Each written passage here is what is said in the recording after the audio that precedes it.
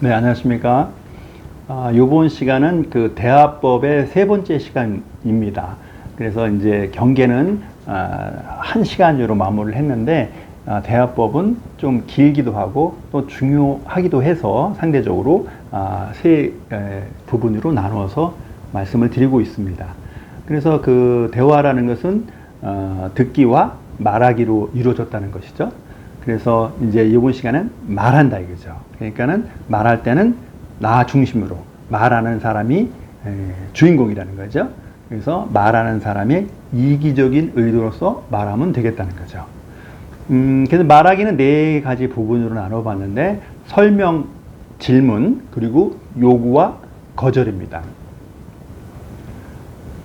그 요구와 거절을 빨간색으로 표시했는데 그것이 어떤 그 특성이 있나 하면은 심리학에서는 맞다 틀리다라고 구분하는 것이 아니라 성숙하냐 미성숙하냐로 구분을 합니다. 그래서 요구와 거절을 적절하게 하는 사람은 현상적으로 말이죠, 성숙하다. 요구와 거절을 적절히 잘 못하는 사람은 미성숙하다라고 말할 수 있습니다. 다시 한번, 말하기에서는 설명과 질문, 요구와 거절이 있습니다. 그런데 이제 설명에 대해서 설명을 드리자면, 설명의 대극은 잔소리라고 한다면, 내가 만약에 잔소리 할 의도로서 말하면 괜찮죠? 근데 내가 설명을 하려고 하는데 상대방이 잔소리로 받아들일 수도 있겠죠. 왜냐하면 그 경계의 규정은, 심리적인 그 경계의 규정은 각자가 하기 때문에 그렇습니다. 그러면 내가 말을 하는데 어떨 때 설명이 되고 어떨 때 잔소리가 될까요? 그것을 구분하면 참 좋겠죠. 그것은 듣는 사람이 내가 말한 내용에 대해서 듣기를 원하면 설명이고, 듣기 싫은데 들을 수밖에 없는 상황이라면 그게 잔소리가 되겠죠. 그래서 상대방이 내 말을 듣기를 원하면 설명, 듣기 원하지 않으면 잔소리가 됩니다. 그러면 어떻게 하면 될까요? 질문을 하면 되겠죠. 내가 이거에 대해서 이야기하고 싶다. 말해도 되겠니? 라고 질문을 했을 때 상대방이 네, 좋습니다. 그거에 대해서 한번 내가 한번 얘기를 하겠습니다. 듣겠습니다. 라면 설명이 되는 것이고, 이유야 상관없이, 자기한테 불리하든 유리하든 상관없이 듣기를 원하지 않는다면 잔소리가 되겠죠. 그러면 내가 말하는 사람 입장에서는 이것이 잔소리할 의도가 아니라 같이 이야기를 하고 싶다 이거죠. 어떤 주제에 대해서 설명을 하고 싶다 이거죠. 그럴 때는 상대방이 듣기 원하지 않을 때는 말하지 않는 것이 좋습니다. 힘들겠죠. 말하고 싶은 욕구가 있는데 그걸 참아야 되니까 힘들겠죠. 그러나 내 말이 설명이 되기 위해서는 상대방이 듣기를 원할 때를 기다려야겠다는 것이죠. 그래서 말하기에는 설명과 잔소리가 있다는 것이죠. 또 말하기의 두 번째 요소, 질문과 지시가 있습니다. 그 질문을 한다는 거죠. 그러니까 여기서 말하는 질문은 내가 궁금해서 하는 그 질문입니다. 그래서 질문을 잘 안 하면 보통 어떻게 돼요? 지시를 하게 된다는 것이죠. 이제 질문의 이제 대극이 이제 지시를 한다는 거예요. 그래서 어쩌면 질문이 많은 사람은 겸손한 사람이 아닐까 싶습니다. 그래서 내가 만약에 겸손한 사람, 그리고 유연한 사람, 어쩌면 성숙한 사람이거나 성숙한 사람이 되고 싶으면 질문을 많이 하는 게 좋습니다. 상대방에게 말이죠. 아니 무슨 뭐 이런 것까지 질문해, 그만 좀 질문해 라고 할 때까지 한번 질문을 연습하면 어떨까 싶습니다. 너무나 당연하고 지극히 작은 것도 끊임없이 한번 질문을 해보는 거죠. 그래서 내 마음도 한번 바라보고요, 상대방의 반응도 한번 살피는 것도 괜찮을 것 같습니다. 제가 좋아하는 말, 형식이 내용을 이끈다는 측면에서 말이죠. 그것이 이제 질문을 자주 한번 해보면 참 좋겠다 싶습니다.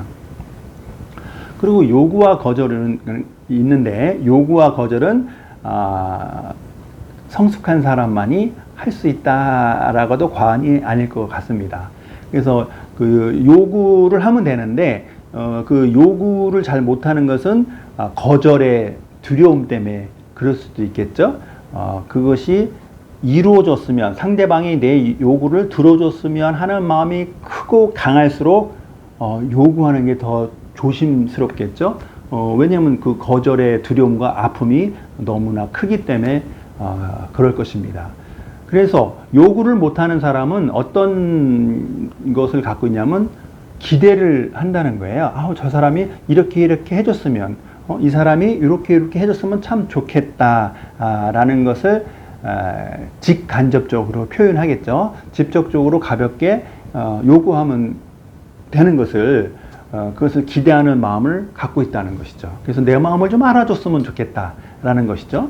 근데 기대라는 것은 바깥으로 드러내지 않고 표현되지 않는 거 아니겠습니까? 마음속에 갖고 있는 거예요. 근데 요구라는 것은 내 원함을, 나의 욕구를 바깥으로 드러낸다는 것이죠. 그래서 그 뭐예요? 표현이라고 했지 않습니까? 표현을 잘하는 사람이 성숙한 사람이겠죠. 그렇죠? 표현을 잘 못하는 사람은 미성숙한 사람이라고 할 수 있습니다. 그래서 성숙한 사람하고 관계를 하면 편안해요. 근데 미성숙한 사람하고 할 때는 불편하고 힘들다는 것이죠. 그래서 가볍게 요구를 또 연습을 했으면 좋겠다 싶습니다. 또 말하기의 네 번째는 거절이 있습니다. 요구와 거절은 어떻게 보면 이제 커플, 이제 대극이 되지 않겠습니까? 같이 가는 건데, 그냥 상대방이 어떤 요구를 했을 때 제가 가볍게 거절하면 되거든요. 그런데 이제 거절을 잘 못한다는 것은 그 사람과의 관계가 좀 나빠질까봐, 끊어질까봐, 안 좋은 쪽으로 흐를까봐 그 두려운 마음에 거절을 잘 못할 수 있을 것 같아요. 아니면 나는 좋은 사람, 난 나이스한 사람, 난 멋있는 사람이라는 그 주제가 깨어질 것 같은 두려움에서도 거절을 잘 못할 수 있겠죠. 그래서 가볍게 거절하면 될 것을 어떤 형식으로 나타나면 비난하거나 부정하거나 그런 형태로 나타납니다. 그러면 그 말을 듣는, 평가를 받고 비난을 받는 상대방은 또 경계를 침범당하지 않겠습니까? 그러면 마음이 불편한단 말이에요. 그러면 부정의 또 반응이 나타난다는 거죠.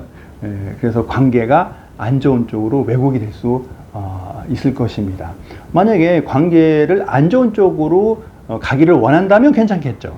그런데 그 관계를 유지하거나 그 관계가 더 발전적이고 좋은 방향으로 나간다면 어떻게 하면 좋냐면 그냥 가볍게 요구하고 가볍게 거절하면 너무 좋습니다. 실제로 한번 해보면 그게 내가 막 걱정하고 두려워하는 것보다는 그런 큰 파장은 안 일어난다는 것을 우리가 알 수 있을 것입니다. 그래서 이 시간은 그 대화법 세 번째 말하기에 대해서 말씀을 드리고 있는데, 말하기는 설명, 질문, 요구, 거절이 있다는 것이죠. 그래서 대화법을 다시 한번 말씀을 드리면 대화하는 방법이라는 것이죠. 대화하는 형식이 있다는 거예요. 근데 그것은, 대화라는 것은 듣기와 말하기로 이루어졌다는 거예요. 그래서 들을 때는 반응이 중요하다. 어떤 반응? 형식적 반응, 내용적 반응이 있다는 것이죠. 그리고 말하기에서는 설명, 질문, 요구, 거절, 이 네 가지 요소가 있다는 것입니다. 그래서